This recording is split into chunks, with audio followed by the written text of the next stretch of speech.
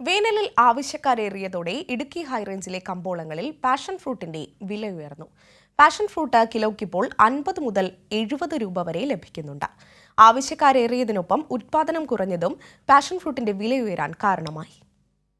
വേനലിൽ ആവശ്യക്കാരേറിയതോടെ ഹൈറേഞ്ചിലെ കമ്പോളങ്ങളിൽ പാഷൻ ഫ്രൂട്ടിന്റെ വില ഉയർന്നു. ജൂൺ ജൂലൈ മാസങ്ങളിൽ കിലോയ്ക്ക് 25 മുതൽ 30 രൂപയ്ക്കാണ് കർഷകരിൽ നിന്ന് വ്യാപാരികൾ പാഷൻ ഫ്രൂട്ട് ശേഖരിച്ചിരുന്നത്. ഇപ്പോൾ കിലോയ്ക്ക് 50 മുതൽ 70 രൂപ വരെ കിട്ടുന്നുണ്ട്. ചൂട് കൂടിയതോടെ ആവശ്യക്കാരേറിയതും ഉൽപ്പാദനം കുറഞ്ഞതുമാണ് വില കുത്തനെ ഉയരാൻ കാരണം. കൊച്ചിയിൽ നിന്നുള്ള ചെറുകിട വ്യാപാരികളും പൾപ്പ് സിറപ്പ് നിർമ്മാതാക്കളുമാണ് പാഷൻ ഫ്രൂട്ടിൻ്റെ പ്രധാന ആവശ്യക്കാർ.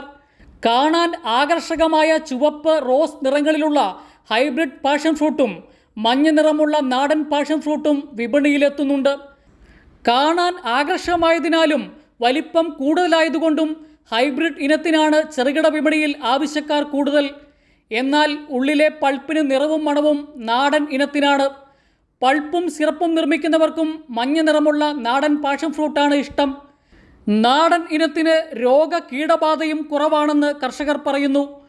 നാടൻ ഹൈബ്രിഡ് പാഷൻ ഫ്രൂട്ട് ഇനങ്ങൾ ആഭ്യന്തര വിപണി കൈയടക്കുമ്പോൾ കയറ്റുമതിക്കാർ ഹൈറേഞ്ചിൽ തേടുന്നത് കാന്തല്ലൂർ പാഷൻ ഫ്രൂട്ടാണ്.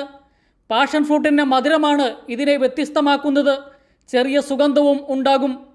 കാന്തല്ലൂർ പാഷൻ ഫ്രൂട്ടിന് 100 രൂപയ്ക്ക് മുകളിലാണ് മൊത്തവില. കൈരളി ന്യൂസ്, ഇടുക്കി.